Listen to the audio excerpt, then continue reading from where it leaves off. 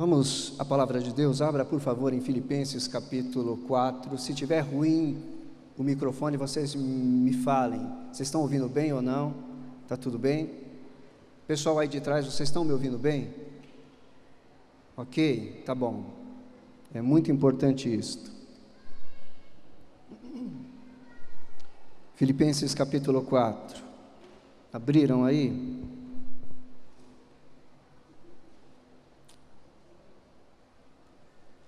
Nós vamos tratar nessa noite do tema o estresse causado pela preocupação. E antes de nós lermos, eu gostaria que você olhasse para mim, porque eu quero lembrar algumas coisas antes que nós possamos ler o texto.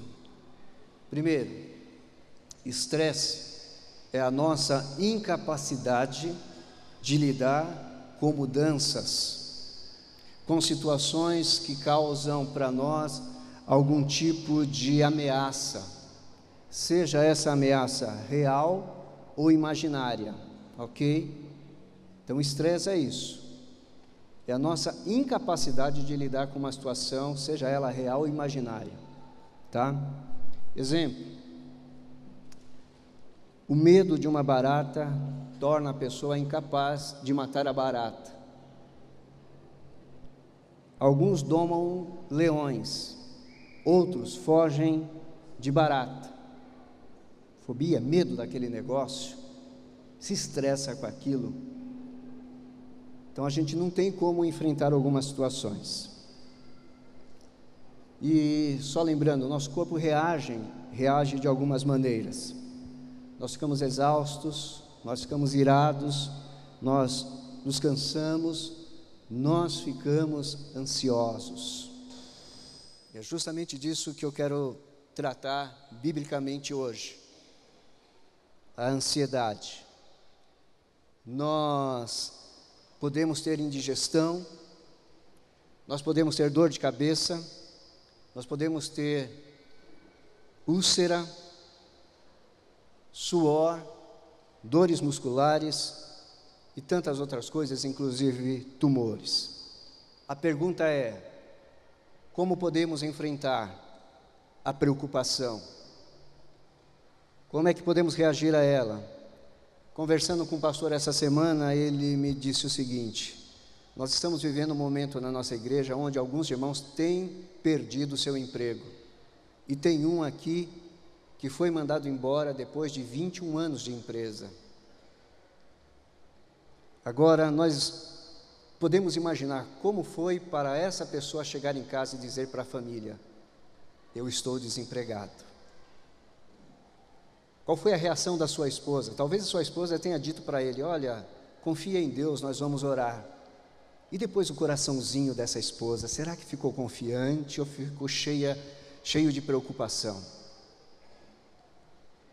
O que é que toma a nossa cabeça nos nossos dias, que nos enche de preocupação? Finanças é uma preocupação que a maioria, se não todos nós que estamos aqui, temos. Os pais se preocupam demais com os filhos e precisam se preocupar mesmo. Os adolescentes, parece que não tem problema sim. Escola, é nessa fase que começa a se apaixonar. Os jovens com a faculdade. E assim, tantas situações em que nós enfrentamos momentos de preocupação. E agora sim, eu queria convidá-los a lerem Filipenses capítulo 4, do verso 4 ao verso 7. Filipenses capítulo 4, do verso 4 ao verso 7. Acompanhem, na verdade, com os olhos, eu quero ler esse texto. Diz o seguinte: alegrem-se sempre no Senhor, novamente de lei, alegrem-se. Seja a amabilidade de vocês conhecida por todos, perto está o Senhor. Não andem ansiosos por coisa alguma, mas em tudo, pela oração e súplicas, e com ações de graças, apresente seus pedidos a Deus. E a paz de Deus, que excede todo entendimento, guardará o coração e a mente de vocês em Cristo Jesus. Amém. Não andem ansiosos por coisa alguma, mas em tudo, e pela oração e súplicas, e com ações de graça, apresentem os seus pedidos a Deus. A primeira coisa que nós começamos a olhar para esse texto e aprender é que nós estamos vendo um apóstolo preso escrevendo a uma igreja. Filipos é aquela cidade que Paulo chegou, que o carcereiro foi convertido. Filipos é a cidade onde ele e Silas, o apóstolo Paulo e Silas, apanharam, foram presos, levaram os dois para o ponto mais baixo da prisão, e ali à meia-noite, no meio do sofrimento, esses dois cantavam hinos a Deus, e houve ali um milagre de Deus naquele lugar, e o carcereiro foi salvo ali. É neste lugar que Paulo chegou, e ele normalmente ia a uma sinagoga para aproveitar para pregar o evangelho, mas quando ele chega em Filipos, ele vai a um lugar de oração, e o local de oração é na beira de um rio, e lá ele encontra umas mulheres orando, e ali ele começa a fundar a igreja de Filipos, com Lídia, uma mulher que vendia tecidos de púrpura. Tanto é que quando eles saem da prisão, que os responsáveis pela cidade percebem que tinham prendido um cidadão romano, pedem que Paulo e Silas saiam escondidos da cidade, porque era um problema para ele. Se Roma soubesse que eles haviam açoitado um cidadão romano e prendido esse líder político da cidade, estaria em maus lençóis. Então eles pedem, olha, peça para que eles saiam às escondidas. E Paulo disse, não, senhor, ele vem a pedir desculpas. Então diz a palavra de Deus em Atos, que esta autoridade vai e liberta Paulo. E depois Paulo ainda volta para a casa de Lídia, e ali eles se despedem. E agora ele preso, ele escreve uma carta a esta igreja, e ele diz, não andem ansiosos por coisa alguma. Primeira coisa que nós precisamos aprender, que as preocupações, elas devem servir como um trampolim para nos levar para perto de Deus. As preocupações da sua vida devem ser como molas que impulsionam você para perto de Deus. O significado do texto, da palavra ansiosos, é o seguinte: ansiosos aqui no texto sagrado significa cheios de preocupações. Então nós podemos dizer o seguinte: quando o texto sagrado diz não andeis ansiosos, ele quer dizer o seguinte para você: não ande cheios de preocupações excessivas. Não se encham de preocupações, não encha a sua vida de preocupações a tal ponto que você perca o seu raciocínio. Não encha a sua vida e a sua mente de preocupações a ponto dos seus pensamentos ficarem doentes por causa de necessidades de uma vida passageira, de uma vida mortal, de uma vida que vai acabar logo logo. E se você não tomar cuidado, as preocupações vão te fazer adoecer, e é possível que você morra por causa das suas preocupações. Então a palavra de Deus vem dizer isso para nós. Não deixe que sua mente fique cheia de preocupação excessiva. Por que isso? Porque eu e você temos uma mente caída, dominada pelo pecado. Nós não conseguimos suportar algumas preocupações, e se elas são preocupações contínuas e excessivas, isso vai fazer muito mal para nós, e Deus sabe disso. Deus sabe das nossas limitações. E a nossa mente caída, ao invés de cuidar da preocupação, ela vai fazer com que nós fiquemos doentes. É perigoso ela acabar com a gente. Ao invés de nos levar ao alto, ela nos levará ao fundo e nos afogará. O texto bíblico que lemos não é uma proposta para você. O que Deus está falando aqui é uma ordem para você e para mim. Não andem com as mentes de vocês cheias de preocupações. Aqui não é escolha, aqui é um mandamento de Deus. Aliás, ele vem trazendo alguns mandamentos aqui no capítulo 4. Ele começa dizendo àquela igreja: olha, vivam vocês em harmonia, vivam em harmonia. Entenderam? Inclusive tem duas pessoas aí, mulheres do Senhor, Evódia e Sintique, que elas vivam em harmonia. Ele dá uma ordem aqui. O texto sagrado nos diz também: olha, alegrem-se sempre. E novamente direi a vocês: alegrem-se. É uma ordem. É viver cheio da alegria de Deus no seu coração. No versículo 5 ele vai dizer o seguinte: olha, o povo de Deus, sejam amáveis, que a amabilidade de vocês seja conhecida por todos. Ou seja, o que é essa amabilidade? Essa palavra significa o seguinte: eu posso muitas vezes perder o meu direito, eu posso estar certo, mas eu vou ceder algumas vezes, porque Deus é maior na minha vida do que qualquer justiça que eu queira fazer ao meu respeito. Por isso ele diz: perto está o Senhor. Que a amabilidade de vocês, esse amor desprendido, que muitas vezes vai tomar um prejuízo, que seja uma virtude conhecida por todos. Perto está o Senhor, não se preocupe, Deus vai voltar rapidinho. E quando Paulo diz isso no texto, ele está pensando em duas coisas: a volta, o grande dia da volta do Senhor, como também em Tessalonicenses, que ele diz que aqueles que morrem se encontram com o Senhor. Então todos nós estamos a caminho do encontro com o Senhor. A qualquer momento das nossas vidas, fechamos os nossos olhos, se salvos em Jesus Cristo, fazendo a vontade de Deus, nós estamos no céu. Então ele diz: olha, a igreja deve ser conhecida pela amabilidade.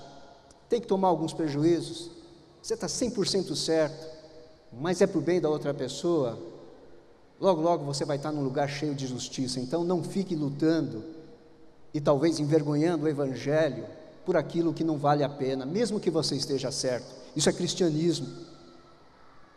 Seja a amabilidade de vocês conhecida, Igreja Batista em São Mateus, seja a amabilidade de vocês conhecida em todos os lugares. Perto está o Senhor, perto está o Senhor. Versículo 5, ele chega então dizendo o seguinte para nós: a ordem agora é a seguinte: não andem ansiosos por coisa alguma. Não andem ansiosos por nada. Isso daqui é uma proibição enfática de Deus. Proibição. Está dizendo o seguinte para nós: crente não é para ficar preocupado excessivamente. Ah, pastor, mas eu fico.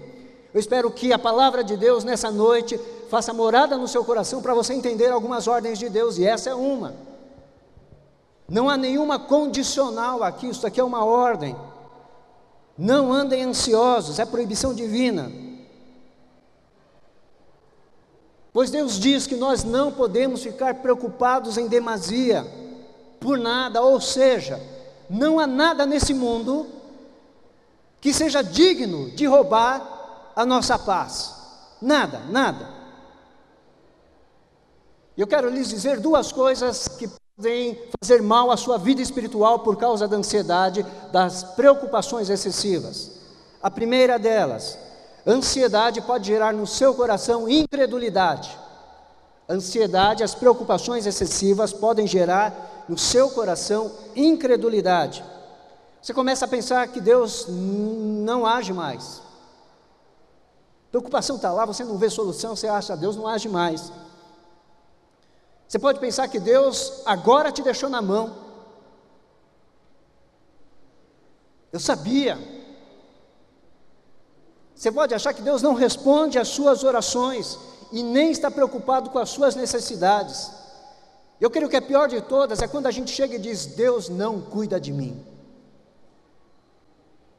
Pastor John Piper, pastor batista dos Estados Unidos, ele diz o seguinte: quando eu estou ansioso sobre algum novo empreendimento arriscado, ou alguma reunião que eu precise fazer, eu luto contra a incredulidade.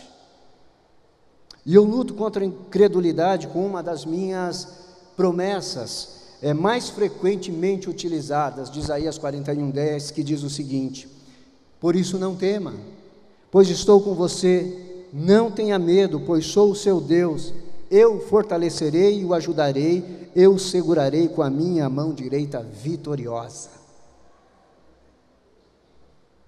O segundo perigo, primeiro, que é as preocupações excessivas, elas podem gerar em você incredulidade.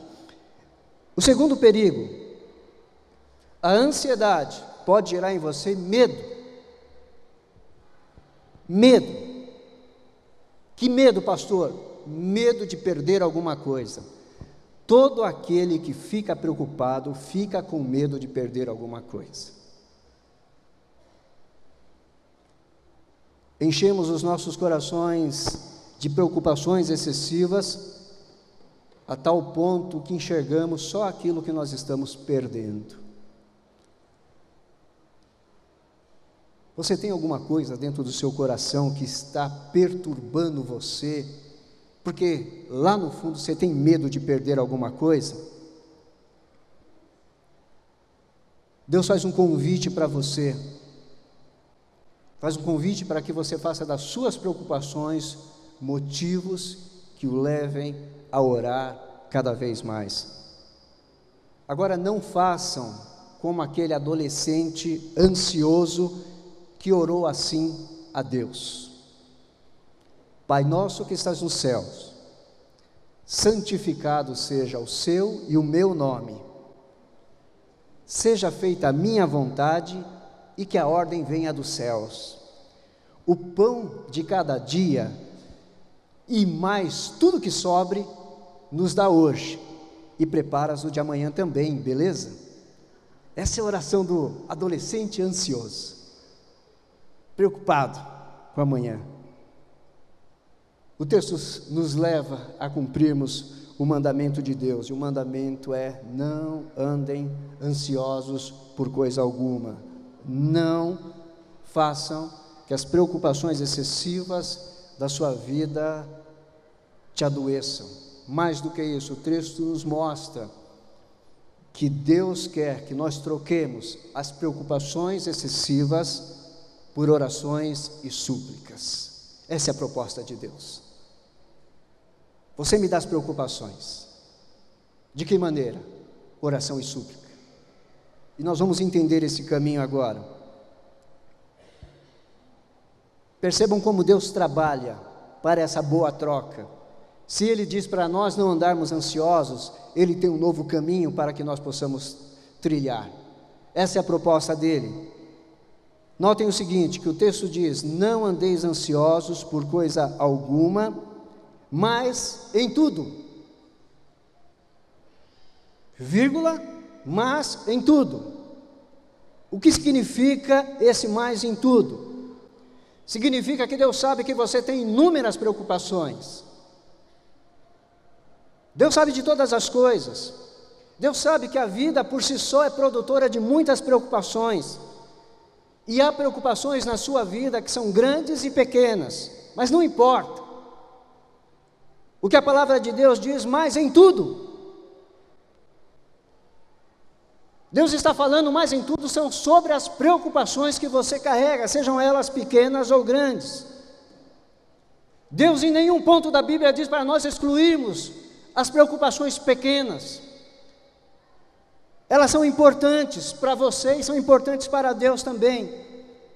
Não espere que as grandes preocupações venham sobre a sua vida, mas Deus quer que você diga tudo a Ele, diz tudo. Deus quer conhecer as suas preocupações, todas elas. Agora, não se engane achando que Deus não está preocupado com alguma coisa que você está preocupado. Deus está preocupado sim. É ordem dele: não andeis ansiosos. Mas tudo, a mínima preocupação Deus quer saber. Nenhuma preocupação é insignificante para Deus. Nunca diga: eu não vou aborrecer Deus com isso. Isso não é de Deus. Porque Deus diz aqui: levem tudo, não andeis ansiosos, leva tudo a Deus. Não tem essa questão de ser grande ou pequena. Diante de Deus, meus irmãos, não existe nada grande. Dá para entender isso? Talvez a preocupação do outro irmão possa ser grande para você, mas para Deus não. Então, diante de Deus não tem grandes preocupações, tem preocupações. E nós não podemos esquecer disso. Deus disse para nós levarmos tudo, tudo, grandes e pequenos. Lembre-se, nada é insignificante para Deus. Vocês lembram da história do Titanic? Levantem a mão, quantos aqui sabiam que uma chave, uma pequena chave, salvaria o Titanic de sofrer o naufrágio? Levanta a mão, quem sabia disso? Uma pequena chave, mas como isso, pastor? No Titanic, havia um homem responsável em ir observando a paisagem. Quando ele avistava um perigo, ele corria para avisar o comandante. O que aconteceu no Titanic? Este homem que sobreviveu ao naufrágio contou isto. Ele estava observando, só que lhe faltava um instrumento, um binóculo. Quando ele viu o iceberg, já era tarde demais. E o Titanic sofreu aquele acidente, aquele monstro de navio naufragou. Por que aquele homem estava sem um binóculo?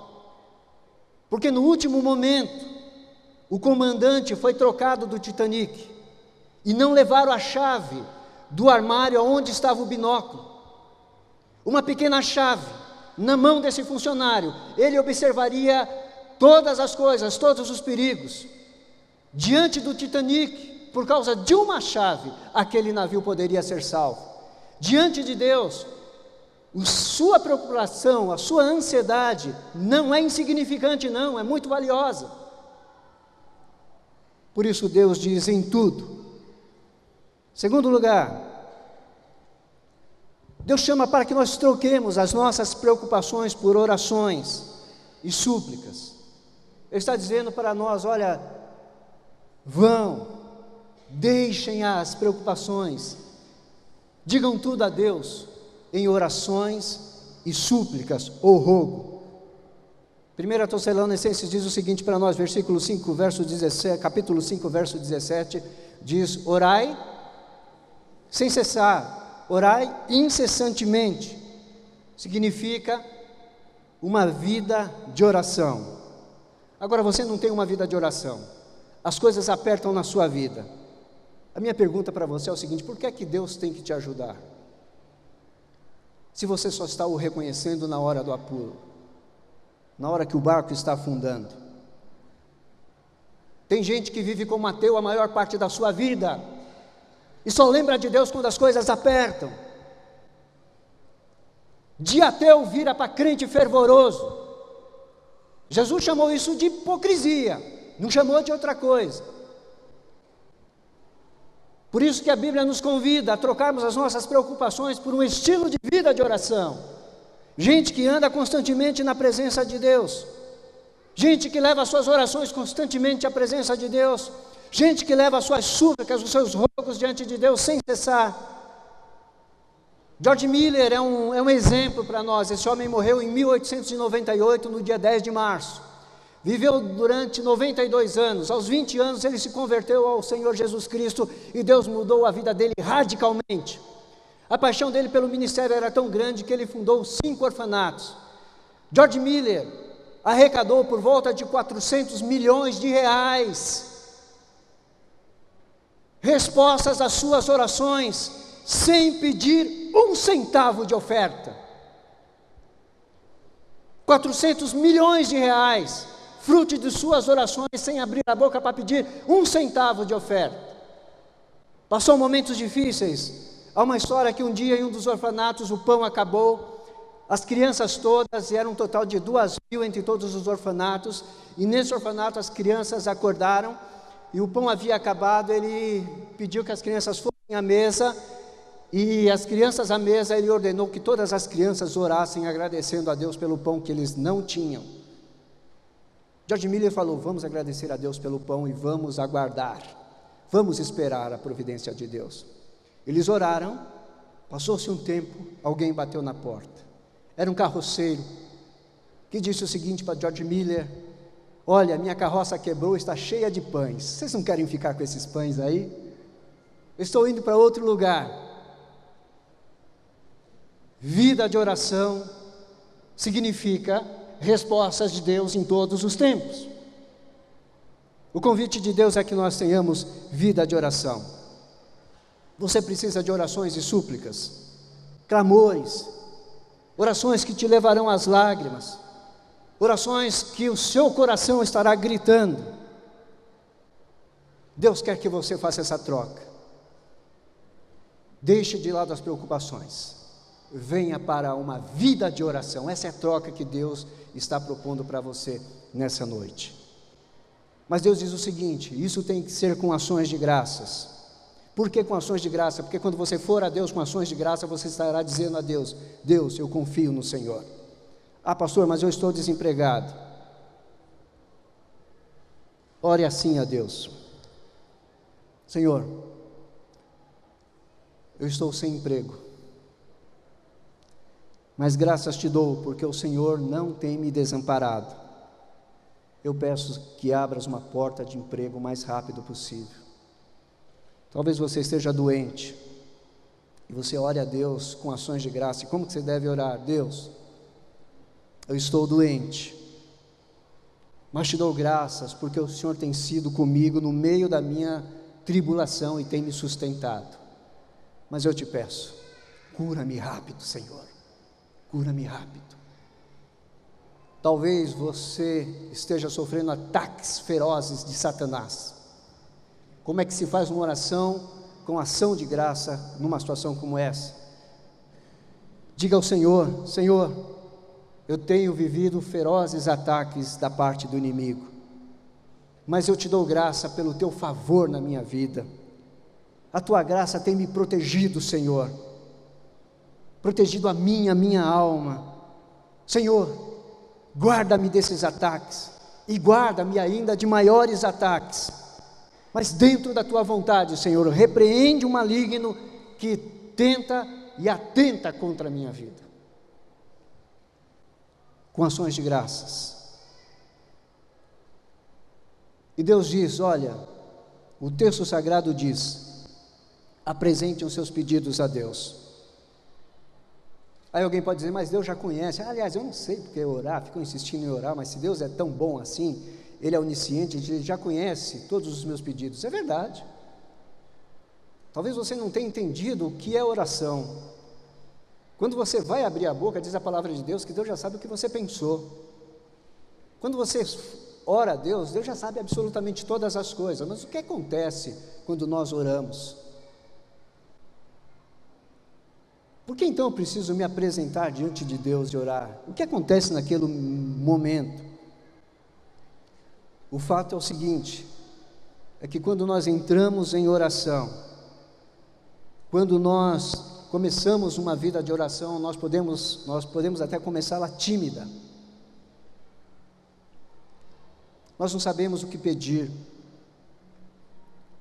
A gente fecha os olhos e não sabe nem o que pedir para Deus. A gente diz: já tenho tudo, não preciso pedir nada a Deus. Mas quando nós começamos a pedir a primeira coisa, no momento de oração com Deus, esse momento é tão especial que nós vamos lembrar de uma segunda coisa, e depois nós vamos lembrar de uma terceira coisa, e depois nós vamos lembrar de uma quarta coisa.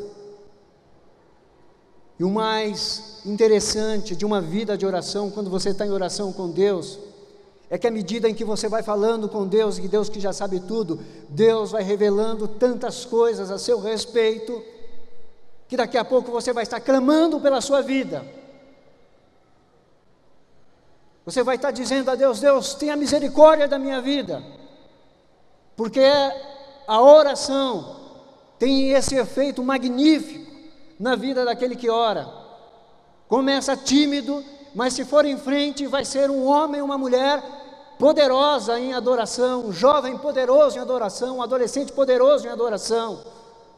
É isso que Deus tem chamado a sua igreja, a que tenhamos comunhão com Ele, a que apresentemos os nossos pedidos, e apresentando os nossos pedidos, tantas coisas vão sair do seu coração, do meu coração, e serão coisas boas, mas serão coisas também ruins.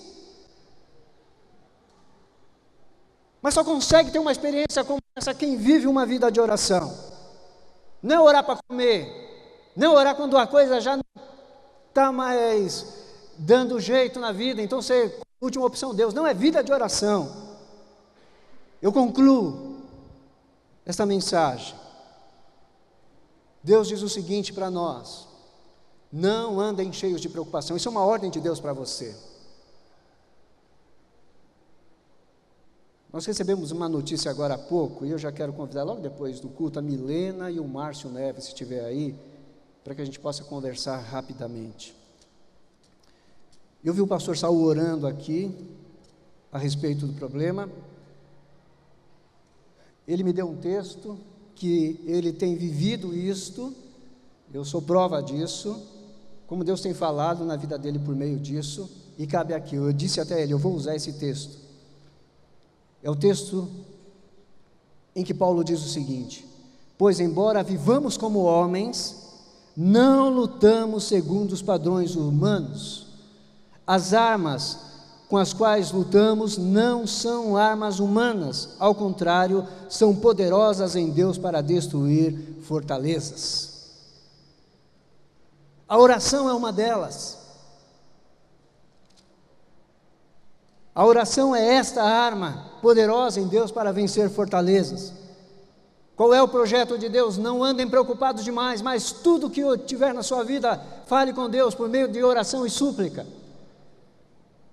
Entregando isso a Deus em pedidos, faça momentos de oração, um estilo de vida de oração. O que é que Deus promete? Se você cumprir esse mandamento, diz o seguinte: a paz de Deus, que excede todo entendimento, guardará o seu coração e a sua mente em Cristo Jesus. Querido irmão, querida irmã, eu quero terminar essa mensagem dizendo o seguinte para você: se você puder orar desta maneira, eu lanço sobre o Senhor, ó Deus, todas as minhas preocupações.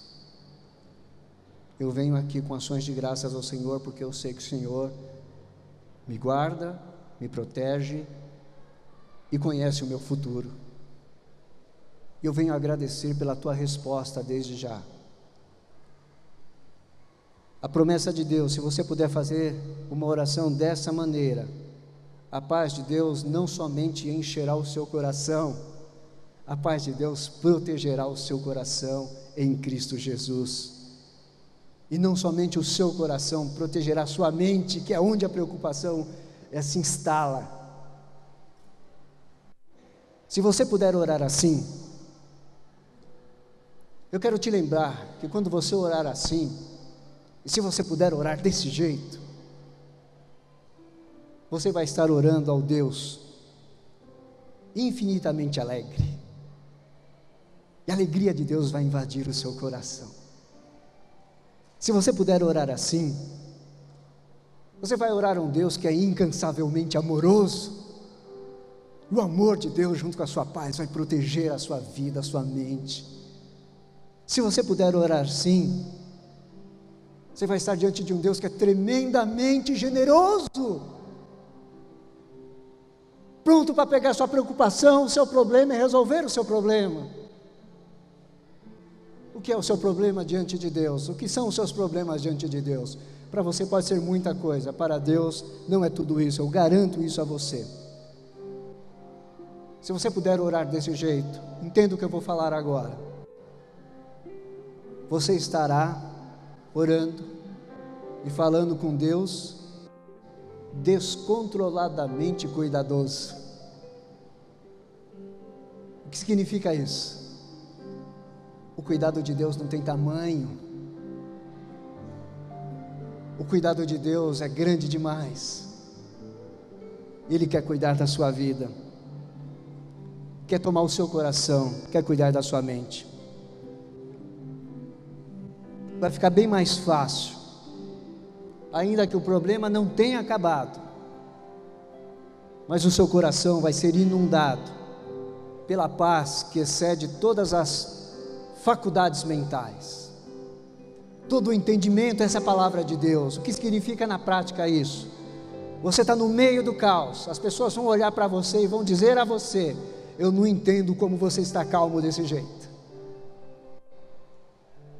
Você vai tentar explicar para as pessoas, e muitas delas não vão entender, porque também na sua cabeça você não consegue entender, porque essa paz, ela é inexplicável, diz o texto da palavra de Deus. Inexplicável. Ela excede todo entendimento. Essa é a proposta de Deus.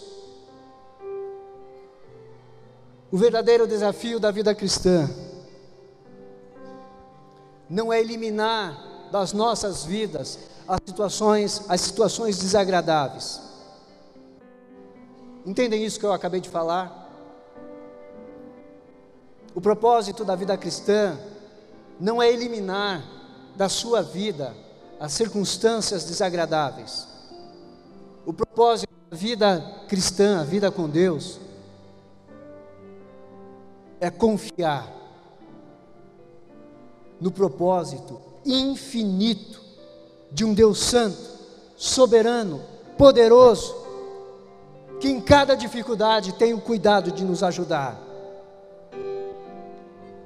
Aqueles que honrar a esse Deus, confiando a Ele as suas preocupações, hão de experimentar a paz que não dá para se explicar, dá para se ter, dá para se sentir protegido, dá para andar confiante.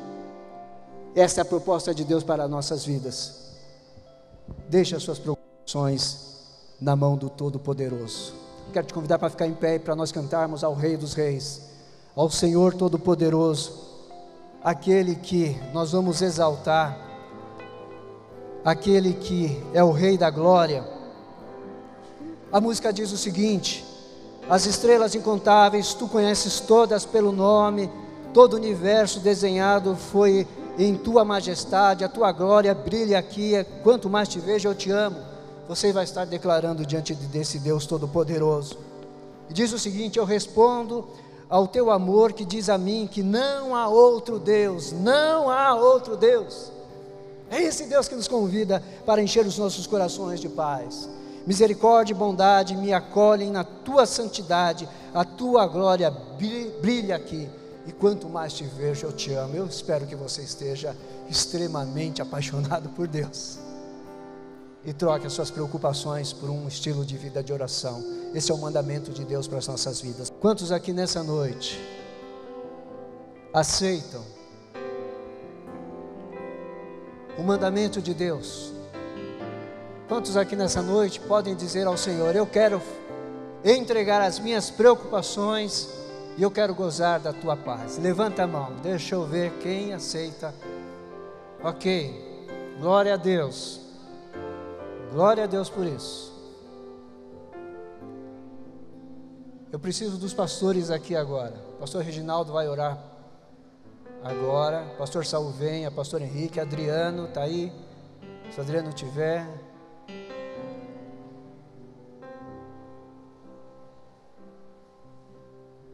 Esse é um momento tão importante para a sua vida, em que você está dizendo: Deus, eu aceito o teu mandamento, eu quero lançar longe as minhas preocupações que têm tomado a minha mente e meu coração, eu quero experimentar da sua paz. O pastor Reginaldo vai orar por você, mas eu não queria que você ficasse no seu lugar, não. Eu queria que você saísse do seu lugar e dissesse assim: eu entendi a mensagem de hoje para o meu coração, eu vou lá na frente, porque eu estou querendo que a paz que excede todo entendimento faça morada no meu coração. Você que levantou a mão, quero te chamar à frente, vem para cá, para que nós estejamos orando pela sua vida. Nós pastores precisamos também disso daí. Nós pastores não somos super-homens, nós não somos limitados, e esta palavra serve para nós também. Só que sobre nós tem a responsabilidade de cuidar da vida de vocês, sobre nós tem a responsabilidade de pregar a vocês. Vamos se ajeitando aqui, venham para cá, cheguem mais perto, tem gente que vai ficar ali no corredor, venham para cá. Este é o mover de Deus no coração da nossa igreja, Eu espero que vocês estejam entendendo mais do que pedir a Deus que enche o seu coração de paz, meus queridos irmãos, é que vocês, a partir de hoje, tenham um estilo de vida de oração, que vocês sejam conhecidos como homens e mulheres de oração, que as pessoas, quando olharem para vocês, possam dizer: aquele é um homem que anda com Deus, aquela é uma mulher que ande com Deus. Esses dias eu estava correndo, fazendo exercício, um amigo grudou do lado, me contou algumas coisas. No outro dia ele grudou do meu lado de novo, eu disse a ele: Flávio, eu estou orando pela sua vida. Sabe o que ele colocou no Face? Me colocou lá em cima, e eu só disse: eu quero orar por você, porque Deus me ensinou a fazer isso. E Deus entra na nossa vida e faz aquilo que nós não conseguimos entender. Ele quer que nós sejamos homens e mulheres de oração. E aí essa paz vai fazer com que os nossos corações, as nossas vidas sejam carregadas por Deus, e nós vamos a lugares e vamos fazer a vontade de Deus, coisa que nunca pensamos em fazer. Comece com um pedidinho diante de Deus, comece com um assunto diante de Deus, e diga a Deus: Deus, desvenda a minha vida. Eu te garanto que em uma semana, isso aqui não é mágica, não é nenhuma corrente de oração, mas eu te digo que um tempo muito curto, a sua vida de oração vai ser muito diferente do que tem sido hoje. E outra coisa, ninguém segura essa igreja se tiver crentes que vivam um estilo de vida de oração. Ninguém segura. O inferno, numa hora como essa, treme. Se alguma coisa que o diabo não gosta é quando nós vamos ao Pai em oração, ele vai tentar nos impedir de todas as maneiras. Falar com Todo-Poderoso é complicado, porque a gente vai pedir proteção contra o diabo. Mantenham-se firmes no propósito. Mantenham-se firmes.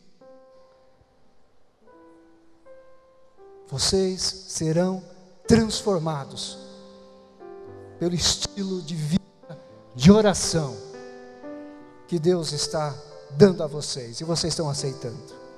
Por isso nós vamos impor as mãos, e o pastor Reginaldo vai orar sobre a vida de vocês. Feche seus olhos nesse momento.